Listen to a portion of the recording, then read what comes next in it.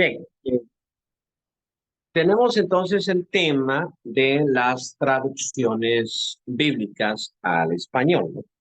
Eh, Tenían ustedes un video en donde hablamos de varias de esas traducciones. Más que todo, vamos a tratar de contestar a las diferentes preguntas, cosas que nosotros afirmamos ahí, tanto en historia de la iglesia como en el tiempo actual, ¿no? Solo déjenme puntualizar un par de cositas, ¿no? Primero, que a veces se nos dice a nosotros que la Iglesia Católica siempre estuvo en contra de la traducción de la Biblia y de que las personas tuvieran la Biblia en su propio idioma. Pero si ustedes notaron, la Iglesia desde un principio tradujo siempre la Biblia, sea al griego, al arameo, al latín, al eslavo, ¿no? Y por otra parte, existen varias traducciones antes de la Reina Valera, como la Biblia alfonsina de Alfonso X de Castilla, ¿no? Para el 1200, o sea, muy tempranito en la historia de la Iglesia. La Reforma Protestante fue en el 1500, entre 1200, 300, 400, 500, son 300 años antes, ¿no? De la Reforma Protestante, entonces estaba esa idea de que la Biblia llegara a las personas en su propio idioma, ¿no? Eh, También hubo varias traducciones católicas antes del Concilio Vaticano II, que fue cuando ya se impulsó esa idea de que la gente tuviera la Biblia en su propio idioma. Bien, entonces sí, hubo una persecución contra las escrituras, eso es verdad, pero contra la revisión de la Reina Valera. Bueno, eso por una parte. Por otra parte, es difícil determinar que una traducción es superior a otra en todos los sentidos. O sea, cuando nosotros decimos, por ejemplo, cuál es la mejor traducción al español, es muy difícil de determinarlo. Uno, como ya lo señalé en el video, eh,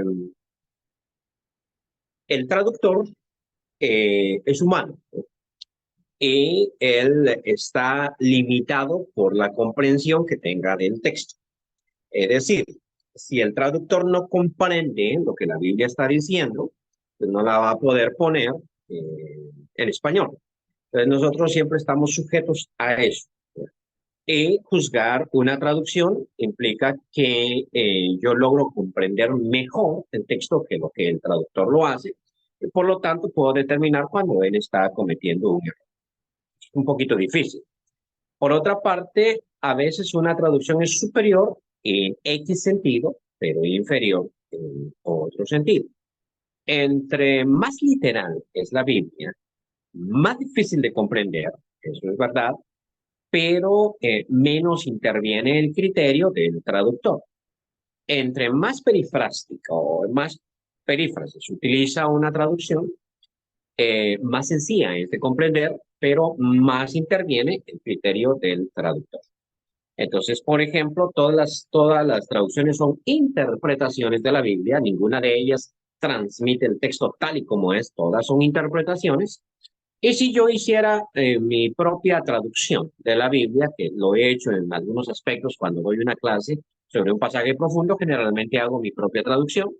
Esta traducción también es una interpretación, no es una traducción perfecta, por decirlo así, sino que siempre tiene ese aspecto de interpretación. Entonces, estamos sujetos a la interpretación. Y lo mejor, entonces, es tener varias traducciones. Bueno, algo del video les surgió duda, en algo tengo que ampliar. A ver, pregunten ahora o callen para siempre. Este es el tiempo de ustedes, ¿no?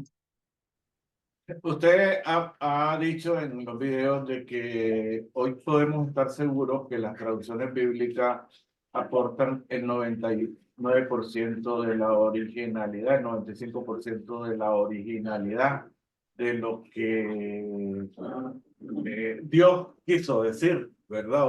O de los libros inspirados, ¿verdad? Por Dios que tenemos hasta hoy.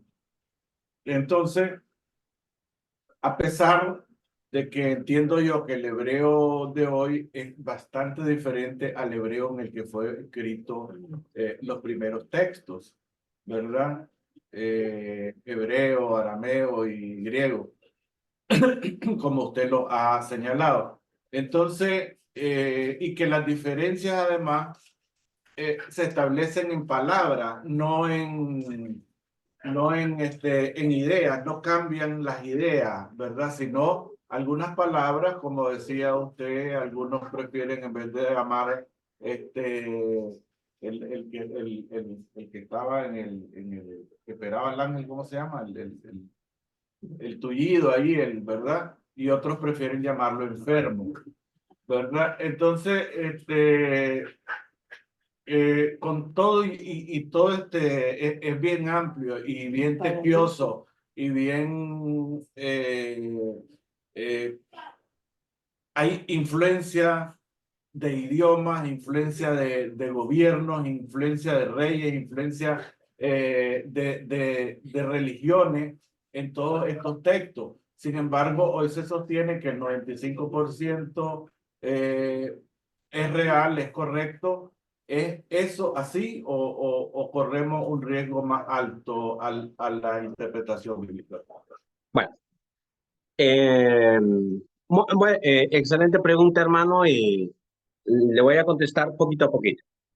Lo primero es que yo no dije que las traducciones estuvieran al 99% de correctas, ¿no? Sino que en su momento nosotros estábamos hablando de la crítica textual. Y cuando hablamos de la crítica textual, lo que queremos decir es que el texto griego, el texto hebreo de nuestra Biblia, o sea, el Nuevo Testamento griego que yo tengo, que es el texto crítico, a un 99% yo estoy seguro que es el texto que escribió Pablo, Lucas, Mateo.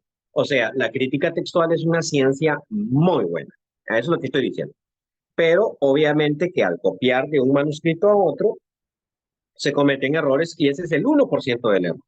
Y que las diferencias que existen entre un manuscrito y otro manuscrito son diferencias de palabras y no grandes diferencias de conceptos. Es lo que yo estaba diciendo. Ahora, cuando nosotros hablamos de traducciones, y hay otro tema, de ese texto griego que tenemos el 99% seguro de que está correcto, ahora cuando hacemos una traducción, ahora sí ya tenemos un problemita. ¿Cuál sería el problemita? Que hay traducciones que son muy buenas y hay traducciones que son muy malas. Muy mala, por ejemplo, es la Biblia en paráfrasis del 77, Reina Valera 77, es muy mala. Biblia muy mala es la traducción del Nuevo Mundo, de los Testigos de Jehová, porque, bueno, cuando usted revisa la pasta de esa Biblia, entonces usted dice, quiero ver quién tradujo esta Biblia, de dónde están los traductores, porque, por ejemplo, si ahí dijera algo así como Selvin Monterroso es parte del comité, usted podría escarbar un poquito en mi currículo y determinar dónde yo aprendí griego, dónde aprendí hebreo, dónde aprendí esas cosas, ¿no? Entonces, cuando usted busca Sociedades Bíblicas Unidas y quiere saber quiénes son los traductores, obviamente ellos van a mostrar el currículum de sus traductores y van a decir, este es el hermano, por ejemplo, Edesio Sánchez, que es mexicano, que trabaja en Costa Rica, que es bibliólogo, que estudió esto, lo otro. Entonces, usted sabe el currículum. Pero cuando usted entra a la traducción del Nuevo Mundo, que es la que usan los testigos de Jehová, entonces usted no encuentra a nadie. Entonces usted pregunta quién tradujo esto, ¿no? Y ellos van a tener ahí un párrafo que dice que por humildad ellos no van a decir quiénes son.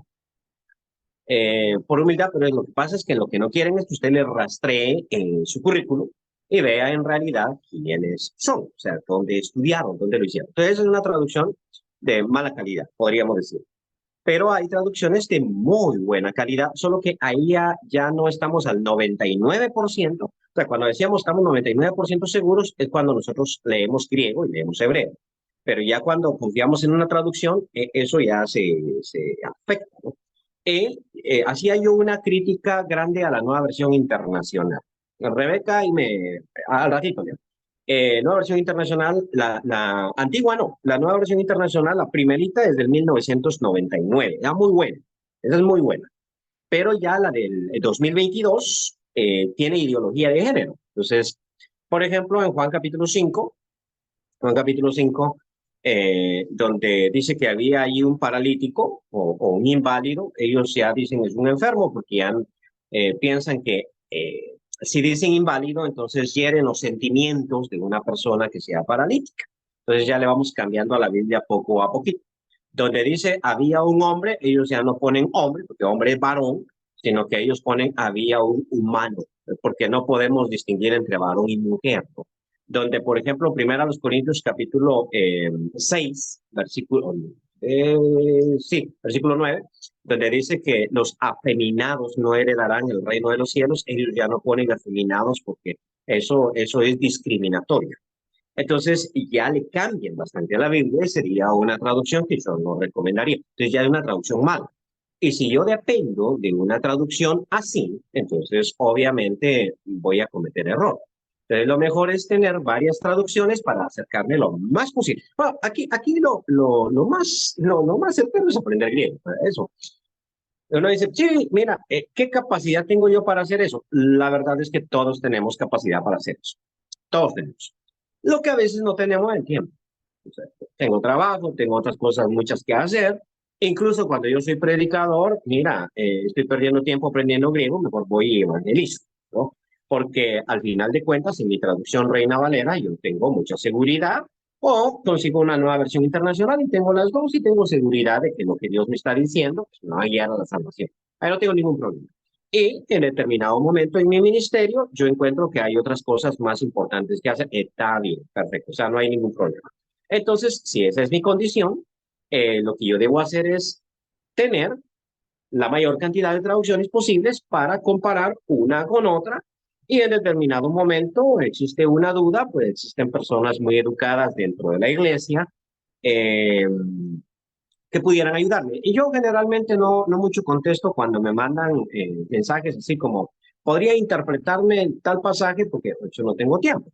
Pero si en determinado momento se me pregunta, mire, la nueva versión internacional dice tal cosa y la Reina Valera dice tal cosa, ¿me podría ayudar a saber por qué este cambio o cuál podría ser más acertada? Y con mucho gusto yo podría hacer eso. Entonces, también se puede recurrir a personas que manejan el texto griego, digamos. Pero sí, cuando hablaba de 99% de seguridad, estaba hablando de crítica textual, estaba hablando del texto griego que tenemos o el texto hebreo del Antiguo Testamento, que es muy certero. O sea, tenemos los escritos que los apóstoles dijeron. Cuando ya le metemos la traducción, entonces ya pegamos otro brinquito, pero si usted me pregunta así, Reina Valera es una buena traducción, bastante buena. Si yo tengo una Reina Valera y una nueva versión internacional, estoy muy cerca, la 1999, estoy muy cerca del texto original. O sea, no tengo por qué perder. Realmente aquí nos ahogamos en un vaso de agua, pero como estamos en introducción a la Biblia, entonces estoy enseñando ciertos conceptos que son importantes que uno maneje, ¿sí? Pero realmente confianza en el texto que tenemos, yo tengo bastante. Yo siempre predico a partir de la Reina Valera y de cada 10 predicaciones, probablemente en una es que yo digo, a propósito, este término griego, por ejemplo, el miércoles antepasado estaba enseñando en la iglesia aquí en Santa Marta la carta de los tesalonicenses, que la voy enseñando. Y ahí dice, por ejemplo, me acuerdo de la obra de su fe, el apóstol Pablo en el 1:3, me acuerdo de la obra de su fe, del trabajo de su amor, que vengo yo y digo, mira, trabajo del amor no está tan bonito, porque la palabra griega ahí es fatne, ¿no? En vez de trabajo. El fatne quiere decir trabajo, pero quiere decir ese trabajo que a usted lo fatiga. O sea, porque fatne quiere decir fatiga. Entonces, quiere decir, están demostrando su amor a ellos porque trabajan hasta el cansancio. O sea, yo puedo trabajar para la iglesia, pero no muestro mi amor porque mi trabajo es tranquilo, pero cuando ya yo trabajo hasta el cansancio, entonces, ahí yo lo que estoy haciendo es ayudando un poquito a la traducción. O sea, es una cosita que alguien en la iglesia pudo haber dicho, oye, yo creo que no era tan necesario, eso es imposible. Rebeca había levantado la mano antes que Reina. Primero Rebeca, luego Reina.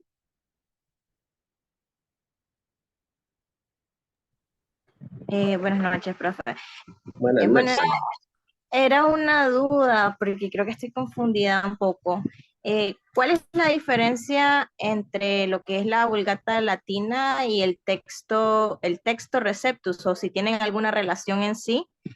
Y yo sé de que ellas, pues, por ejemplo, en el caso de lo que es la Vulgata, no se relaciona con lo que son los textos alejandrinos.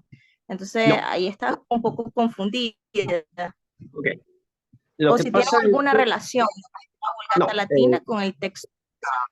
ok, todos los manuscritos, los 5000, los agrupamos en tres familias, ¿de acuerdo? La superior es el texto alejandrino, donde están los manuscritos más viejos, más nítidos. Del texto alejandrino se crea el texto crítico. En segundo lugar, en importancia, está el texto bizantino, el que usaba la Iglesia Católica Ortodoxa, ¿no? Los textos bizantinos. La mayoría de los 5000 manuscritos, 95%, son de ese texto bizantino. Bien, el Textus Receptus proviene de ese texto bizantino, o sea, es de Reina Valera. En tercer lugar, en importancia, está el texto occidental. Tiene muchos agregados, muchos agregados. Ya, entonces, de ese texto occidental es que viene la Vulgata Latina, que es la Biblia que se traduce al latín, ¿sí? La Vulgata Latina, que es la Biblia que utiliza la Iglesia Católica, o que utilizaba. Porque si hoy en día, por ejemplo, nosotros hablamos de la Biblia de Jerusalén o de la Biblia Nácar Colunga, ellos ya no utilizan la Vulgata, ellos utilizan el texto griego y hebreo, ¿ya? Hoy en día. Pero uno sí puede conseguir la Vulgata Latina en español, o sea, es traducción de la Vulgata Latina al español. Entonces, claro, ese ya es ¿cómo le llamaríamos nosotros? El texto, sí, el texto occidental, ¿ya? Entonces, no hay mucha relación entre el texto Receptus y la Vulgata Latina. ¿Ya? Ahora, ¿dónde puedo conseguir yo una de esas Vulgatas latinas? Está en el Play Store el app. O sea, usted puede poner ahí Vulgata Latina y le puede aparecer en latín o le puede aparecer la traducción en español de una Biblia Vulgata Latina. Uno puede consultar y ver qué es lo que dice en determinados pasajes. O sea, es bueno conocer todo eso. Pero ese ya es el texto occidental. ¿Ya? Entonces, ya aclaré la duda. ¿Sí? ¿Vamos bien? ¿Sí o no? ¿No? Estoy Vuelvan a confundida intentarlo. porque en la última clase estábamos hablando de la familia y en la parte de la familia occidental estábamos hablando de los cóccides, de la familia bizantina y que de ahí también provenía lo que era el texto Receptus y lo que era la Reina Valera. Entonces mi pregunta es si la Vulgata Latina viene de esta misma familia occidental. No, el texto Receptus no viene de la familia occidental. Tal vez fue algún impasse que yo tuve, errores de humanos, ¿no? Ahí está la grabación, ¿sí? No, el texto Receptus viene de la familia bizantina, Ok. Y ese ¿sí? entonces, la familia bizantina no tiene nada que ver con la occidental. No, no. Son como dos familias, ¿no? O sea, claro. O sea, te dice el 90% de los textos son los mismos, ¿ya? Pero digamos que son dos familias diferentes. O sea, separamos la familia alejandrina, la familia bizantina y la familia occidental, como tres familias, ¿ya? Ok, está bien. La Okay. occidental es de donde viene la Vulgata Latina, la traducción al latín y todo lo que viene al católico. La bizantina es la que da el Textus Receptus, por lo tanto da la Reina Valera. Y la alejandrina es el texto crítico y por lo tanto es la nueva versión internacional. Ok, ahora sí entendí, gracias. Sí, sí, es o sea, para la posteridad es la misma, o sea, Sí. o hay diferencia. Eso no, No, sí. Es que lo que pasa es que existe las Sociedades Bíblicas Unidas. Aquí es donde tenemos nosotros que, usted no lo aclaré muy bien en el video, pero existen sociedades que se dedican a traducir Biblias, que a veces son interdenominacionales. Quiere decir, jalan de una iglesia, de otra y de otra y de otra. Hay dos grandes asociaciones para traducir Biblias. antiguas, que son las Sociedades Bíblicas Unidas y la Sociedad Bíblica Internacional. Son dos asociaciones. Las Sociedades Bíblicas Unidas es una asociación que tiene personas de diferentes denominaciones. O sea, pueden haber eruditos presbiterianos, bautistas, metodistas, o sea, jalan de muchos. Y eso es bueno. Esa pluralidad de gente es buena. Porque, por ejemplo, si la sociedad estuviera compuesta por miembros de una sola iglesia, entonces la traducción tiende a favorecer las doctrinas de esa iglesia. Entonces es bueno que haya pluralidad. Y esa sociedad bíblica unida o las sociedades bíblicas unidas son los que tomaron la Reina Valera, no la primera. La Reina Valera viene de Cipriano, de Cassiodoro de Reina, 1569, y Cipriano de Valera, 1602. Pero después las sociedades bíblicas unidas agarraron esa traducción y la hicieron propia. Ellos no le pagaron nada a los autores, la hicieron propia y le pusieron un comité de traductores que ayudara a mejorar esa Biblia con el tiempo. Entonces, por eso es que ellos crearon la versión 1960. Y esa 1960 se hizo muy popular en todas las iglesias. Una, porque en el momento en que se hizo era la mejor traducción. Y dos, porque era muy barata. Entonces ellos repartían mucho esa Biblia y tuvo éxito. Hay otras reinas valeras, ahora sí, quiero aclarar, hay otras reinas valeras que no son reina valera. Por ejemplo, si no dice 60, si dice 77, si dice 1909, si dice 2000, qué sé yo. Entonces, esas no son reina valera. Lo que pasa es que las Sociedades Bíblicas Unidas tienen la patente de la 1960. Si, por ejemplo, yo agarro una versión antigua, la de 1909, agarro esa versión de la Biblia, yo le puedo hacer los cambios que a mí me dé la gana y digo que es Reina Valera y nadie me va a demandar. Entonces, ahí es donde yo sí meto en la Biblia cosas que no son correctas. Así es como sale entonces la Biblia adventista y así es como sale la Biblia mormona, ¿no? Que los mormones agarran Reina Valera. Cuando ellos llegan a la casa de uno, le muestran una Reina Valera. Pero cuando ellos leen los pasajes que utilizan para evangelizar, resulta que esos pasajes, si usted tiene su Reina Valera 60, va a ver que están cambiados. Entonces usted dice, ¿por qué las Sociedades Bíblicas Unidas no los echan presos? Porque no pueden. Porque no es la versión 60 la que ellos alteraron, sino es la versión antigua y no tienen ellos las patentes para esa versión. Patente quiere decir que ellos son los dueños y que por lo tanto pueden echar preso a quien corrompa su texto. Por ejemplo, si yo escribo un libro, entonces yo soy el dueño del libro y si alguien altera mi libro, ese alguien puede ir preso por alterar mi libro. Pero esas patentes tienen fecha de vencimiento. Entonces, pasados, ahorita no sé, pero pasados 50 años, 60 años, la patente expira y entonces las personas pueden hacer eso. Entonces, las Sociedades Bíblicas Unidas agarraron Reina Valera y crearon la 60, la 95, que no tuvo mucho mucho pegue, no, a la gente no le gustó, y actualmente la contemporánea, que me parece muy buena, pero es de Sociedades Bíblicas Unidas. Las Sociedades Bíblicas Unidas también produjeron la Biblia fácil de leer, y la Biblia Dios habla hoy. Okay, esa versión popular que le llaman. Biblia Dios habla hoy y la la fácil de leer, son de sociedades bíblicas.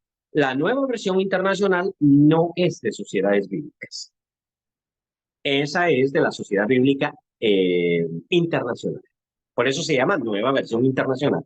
Entonces, es otra sociedad la que crea esa Biblia y es una sociedad evangélica. Entonces, en ese sentido es más deficiente.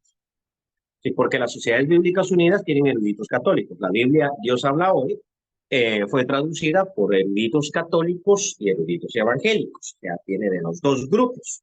Y eso hace que su producto sea superior, ¿no? En cambio, la nueva versión internacional, ellos son traductores evangélicos. Entonces, eso genera ciertos sesgos, podríamos decir, cierta inclinación. No sé si contesto a la pregunta. Ahora, yo puedo traducir una Biblia también. Si alguien me paga, yo empiezo a traducir y todo eso. pero mi Biblia va a ser deficiente, una, porque la está traduciendo solo una persona y una persona comete error.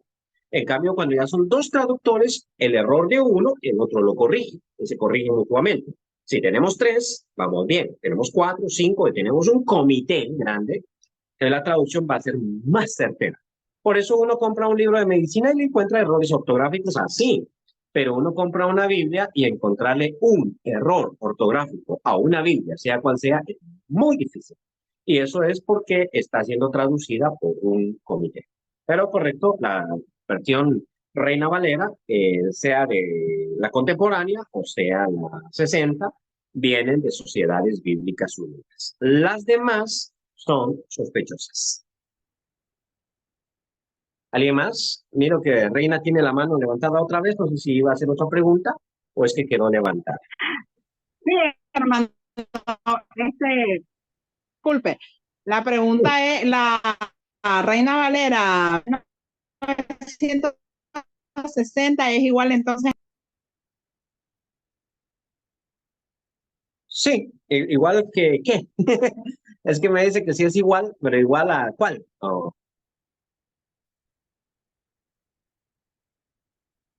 Tiene su micrófono O sea, apagado. como que su, o sea, lo que dice, su validez, su peso, o sea, lo que me explique, Es lo que yo es uso para predicar. igual, no, son diferentes. Bueno, es la que yo uso para predicar. A mí me gusta. ¿Sí? A mí me gusta. De cuando en cuando yo digo, ok, en griego esto tiene un énfasis, porque es que traducir es difícil. No, pero es la que yo uso, por decirlo así. Para mi lectura, es la que yo uso cuando evangelizo, es la que yo uso cuando predico.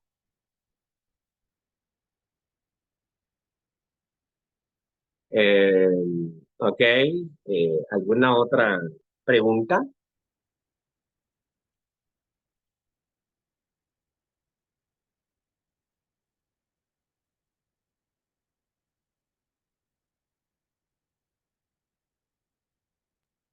Bueno, no, solamente quizás si nos puede hablar un poquito de Jerónimo, porque ya nos habló de Erasmo, pero no sé si podría darnos como una intro o algo. Sí, mira, Jerónimo, bueno, Erasmo es en el siglo XVI, 1500, humanista, sabía griego.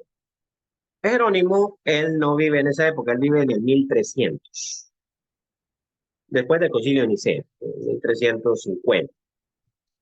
Eh, Jerónimo era un tremendo erudito, era monje, entonces es monje, y vive en Jerusalén. Entonces él aprende hebreo allá en Israel. Y él aprende griego porque como monje, en primer lugar ellos tienen todo el tiempo del mundo, ¿no? Y los monjes se dan latigazos cuando tienen malos pensamientos. O sea, para estar fieles a Dios se golpean, ¿no? Incluso había algunos que se arrastraban entre las espinas, se lastimaban el cuerpo. Entonces, Jerónimo es una persona muy guapo, es muy guapo. Entonces las mujeres lo seguían mucho y era su tentación. Entonces él tenía muy malos pensamientos, ¿sí? Pero también era muy inteligente y pensó que pegarse no era una buena idea. Entonces, en vez de estarse golpeando, su penitencia era aprender palabras en griego. Él habla latín, o sea, él es latino, él habla latín, su lengua materna es latín. Pero él entonces piensa que aprender griego es una buena penitencia para alejarse de las tentaciones. Y se volvió erudito en griego, o sea, se volvió muy bueno en griego, muy bueno en hebreo. En determinado momento, el Papa, para esa época, le pide que haga una traducción oficial, ¿ya?, de los idiomas originales al latín. Porque antiguamente la Iglesia Católica Romana, que hablaba latín, utilizaba una traducción que yo siempre le llamo la antigua ítala. Así lo aprendí en inglés, pero en muchos fuentes de internet se llama Vetus Latina. Es la misma cosa, antigua por Vetus, ¿no? La Vetus Latina. Esa traducción Vetus Latina, que era la traducción de la Biblia al latín, no era muy buena, era mala, de mala calidad. No sabemos quién la hizo, quién la tradujo, Probablemente haya sido, por decirlo así, varias personas y no una. Entonces habían documentos que estaban muy bien traducidos y otros documentos que estaban deficientemente traducidos. ¿Ya? Por ejemplo, cuando Agustín de Hipona vive para la misma época, hace su meditación sobre Romanos capítulo 5, versículo 12, la traducción que tiene Agustín de Hipona en su escritorio cuando hace su exégesis es mala, porque es la Vetus Latina. Entonces, tradujo mal el texto. Y por eso es que él introduce la doctrina del pecado original a la iglesia, porque su traducción estaba errada. Entonces, se le pide a Jerónimo que él haga una traducción oficial. Y entonces él hace esa traducción a la que él llamó Vulgata Latina, que quiere decir latín vulgar. Esto a mí me llama la atención porque la traducción de él era no al idioma de la élite, de los eruditos, de los académicos, sino era la traducción de él era para la gente común y sencilla, de las calles. Por eso le llamo Vulgata Latina, la Biblia del pueblo, podríamos decir, escrita en el idioma del pueblo. Es una muy buena traducción, muy, muy buena. Lo que pasa es que Jerónimo, ¿sí? Los manuscritos que usa no son los alejandrinos, sino son los occidentales, ¿ya? Porque él es miembro de la Iglesia Católica que tiene manuscritos occidentales. Y entonces de ahí traduce él, pero es muy buena traducción.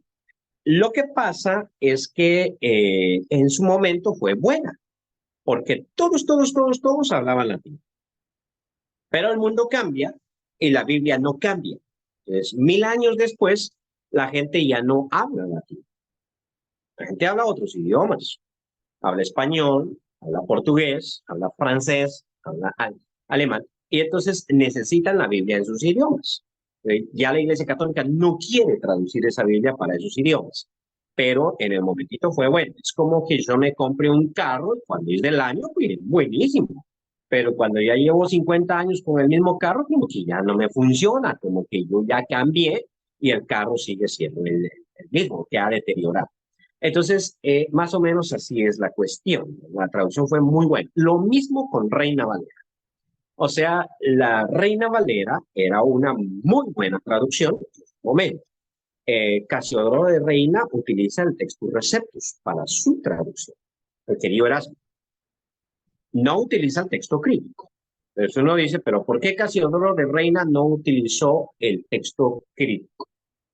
Porque no lo tenía. Lo que tenía era el Textus Receptus. ¿Qué más iba a utilizar? Pues Jerónimo, ¿por qué utilizó el texto occidental?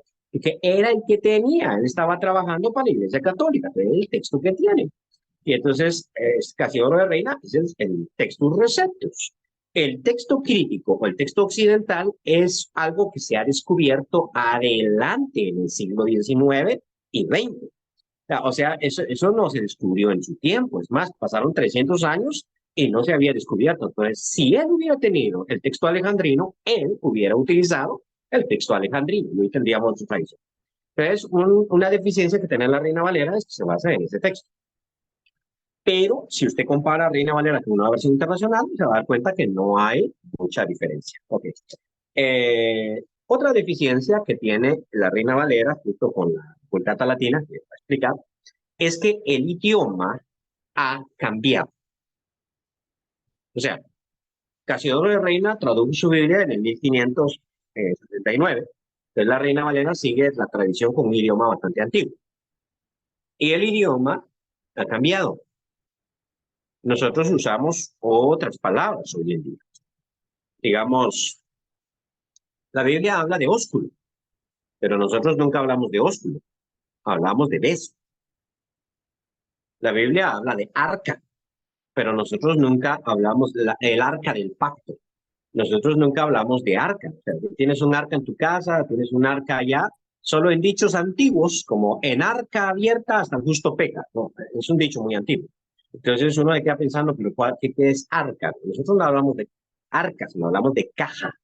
Decimos una caja de muerto, la caja de la ofrenda o cofre, ¿no?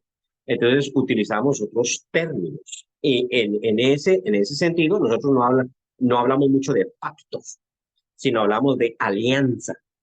Ese no es, fíjate que voy a hacer un pacto, no digo, voy a hacer una alianza. En fin, entonces nuestro idioma ha cambiado y por eso es que la Reina Valera saca nuevas ediciones. La Biblia contemporánea, lo que pretende de la Reina Valera, no es cambiar la Biblia, sino actualizarla al idioma actual. O sea, porque el idioma va cambiando. Solo que aquí es donde hay un problema, el mismo problema que enfrentó Jerónimo, porque el hecho de actualizar la Biblia en latín no le ayudaba porque la gente ya no hablaba latín. Entonces, hoy en día, el idioma español es diferente en cada país. Entonces, a veces es difícil traducir la Biblia porque uno dice, es que esta expresión en este país significa tal cosa y en este otro país significa tal cosa. Eso complica mucho, ¿no? Y entonces hay veces que yo actualizo el lenguaje de la Biblia al país. O sea, ahorita estoy en Colombia y no sé mucho colombiano, pero yo me manejo mucho en el hondureño, en guatemalteco, en nicaragüense. Entonces, hay veces que en Honduras, por ejemplo, yo decía, mire, la mejor traducción para esta expresión griega que aparece aquí cuando Jesús, cuando Dios le dice al rico, aquel que había hecho graneros más grandes, le dice necio. La verdad es que necio es una mala traducción, es una traducción deficiente. A eso ¿cómo se llama este? En buen hondureño se dice baboso, ¿no?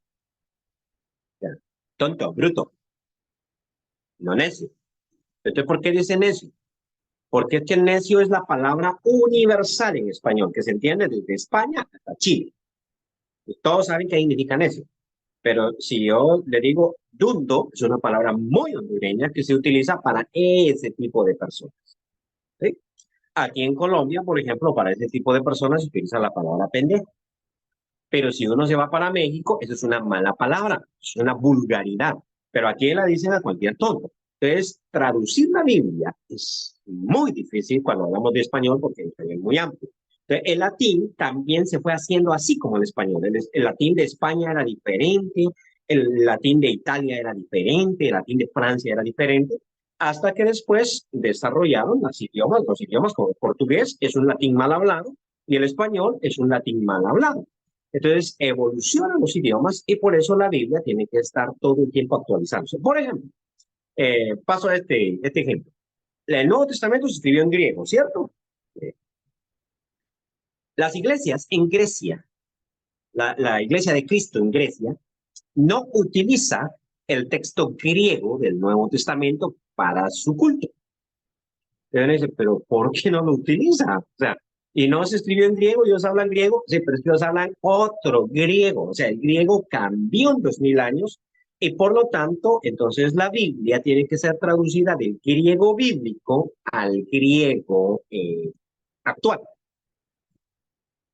Ese es un problemote que existe, por ejemplo, que los mismos griegos no saben el griego bíblico. O sea, tenía un compañero de clases que era griego y se salió de la clase de griego porque le estaba muy difícil aprender esa cosa.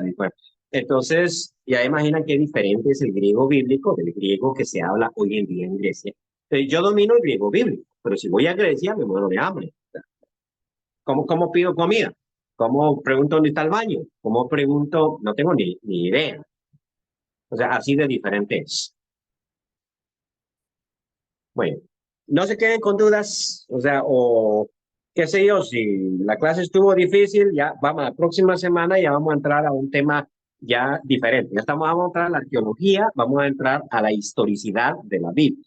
Ya nos salimos de estos textos que son de estos temas que son un poquito engorrosos, ¿no? ¿Alguien había levantado la mano? Perdón.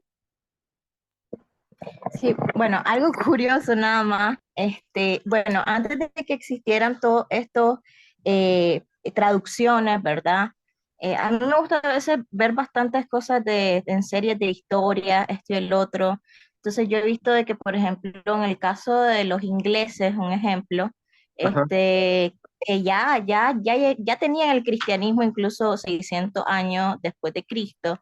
Eh, entonces, estas personas únicamente, por así decirlo, no tenían, digamos, los libros en sí, sino que simplemente daban la prédica, por así decirlo, y siempre era en latín.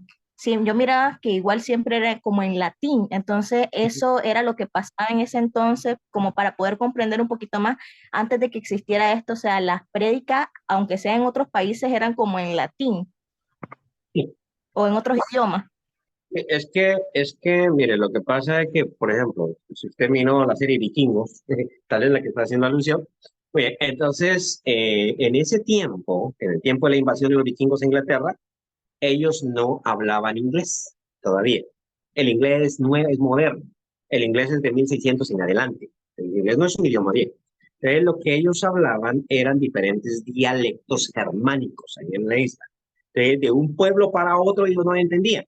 O sea, de una aldea para otra ellos no se entendían.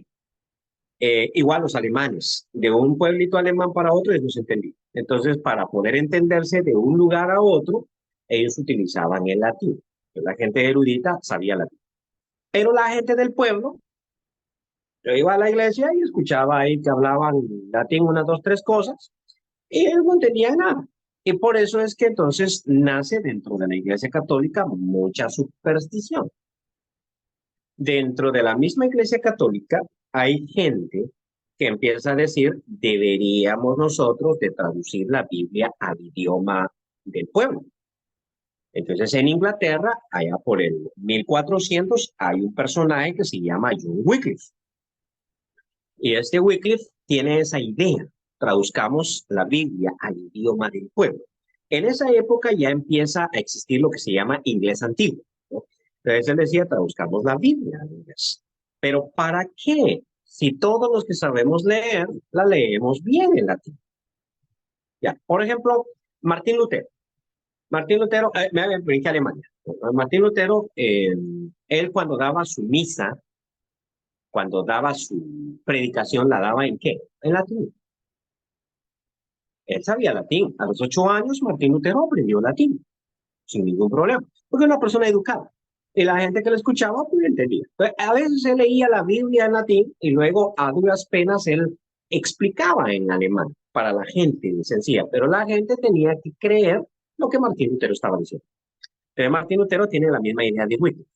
Wycliffe vivió mucho tiempo antes en Inglaterra. Él dice, ¿por qué no hacemos una traducción al alemán? Pero eso suena mal. ¿Por qué? Porque, en primer lugar, la gente que no sabe latín, que solo sabe alemán, no sabe leer. ¿Para qué le vamos a hacer una traducción si el tipo no sabe leer? Y segundo, en cada aldeíta hablan diferente alemán. ¿A qué alemán lo va a traducir? Entonces, Martín Lutero hizo, él se metió a su rollo, él tradujo la Biblia de el latín. O sea, él tradujo la Vulgata latina. Él no tradujo el texto griego, porque Martín Lutero no sabe griego. ¿Cómo va a hacerle? Pues no sabe. Entonces lo que traduce es la Vulgata latina, o sea, al alemán, y sí se ayuda un poquito el Nuevo Testamento de Erasmo, pero eso es poquito. Se ayuda, pero su traducción no es muy buena. Pero lo que sí hace él, que suena interesante, es que él traduce al alemán, pero el alemán que se habla en el pueblo de donde Martín Lutero es. O sea, su dialecto alemán.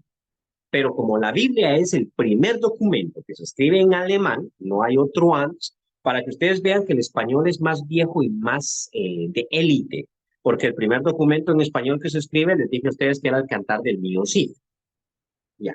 Para el 1200 ya existe el español como idioma, ya se escribe el español, ya se escribe la Biblia en el 1200, y para el 1600 los alemanes no tienen todavía ni un documento escrito en alemán. Entonces, Martín Lutero inventa el alfabeto en alemán y traduce la Biblia a un idioma que es uno de los dialectos alemanes. Como todos empiezan a leer la Biblia de Martín Lutero, el dialecto de Martín Lutero regula el alemán actual. Entonces quiere decir que Alemania hoy en día tiene un idioma, se llama alemán moderno, gracias a Martín Lutero. O sea, gracias a la Biblia que él hizo. Configuró, reguló, y entonces todos decían, leamos la Biblia, a leer la Biblia, ellos agarraron ese alemán. Entonces, eso fue genial por parte de él. Pero estoy contando aquí un resto de historia, pero igual, es lo mismo. Entonces sí, la gente recibía todo en latín y no entendía nada, y eso es lo que los protestantes decían mucho. Démosle a la gente la Biblia en su idioma.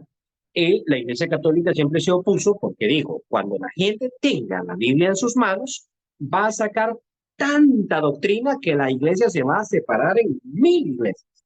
Y se equivocaron, no eran 1000 iglesias, hay como 100.000 iglesias. O sea, porque cuando uno tiene la Biblia, cada quien piensa como piensa. Y entonces empiezan a separarse mucho las iglesias. La unidad se mantenía.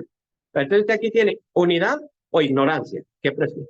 Entonces yo soy de los humanistas que prefieren que la gente pueda tener la Biblia en sus manos y ya lo que ellos hagan con ella, pues eso ya será su problema, no sé cómo lo interpreten, pero por lo menos tenerla en nuestras manos. Y por el mismo sentido vamos en esta escuela bíblica, o sea, la idea nuestra aquí, con el hermano Fernando, es poner el conocimiento en las manos de ustedes y que conozcan ciertas cosas a las que nosotros hemos tenido acceso. Ya, y eso le va a ayudar en su ministerio. Tome lo que considere bueno y aléjese de lo que considere malo. Pero puntualizando, yo no creo que la Reina Valera sea mala, como muchos la critican en Internet, ni la nueva versión internacional. Usted puede encontrar en Internet videos o artículos que hablan mal de estas traducciones, o no, porque cierta traductora de la nueva versión internacional se declaró lesbiana, me parece cierto. Pero eso no le quita que haya sido muy buena traductora, pero eso es cierto, por ejemplo. O que la nueva versión internacional ha quitado muchos textos de la Biblia, lo cual también es cierto, pero eso es por lo que les explicaba a ustedes, de que sigue el texto crítico y no el texto recepto.